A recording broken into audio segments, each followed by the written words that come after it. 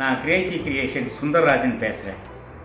நான் கிரேசி மோகன் ட்ரூப்பில் 45 வருஷம் நடிச்சுட்டு இருக்கேன்.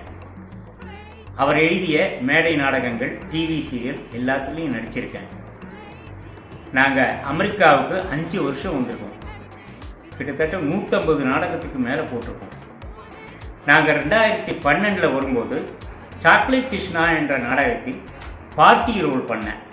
அந்த பார்ட்டி ரோலுக்கு ரொம்ப வரவேற்பும் பாராட்டுகளும் நீங்கள் கொடுத்தீங்க.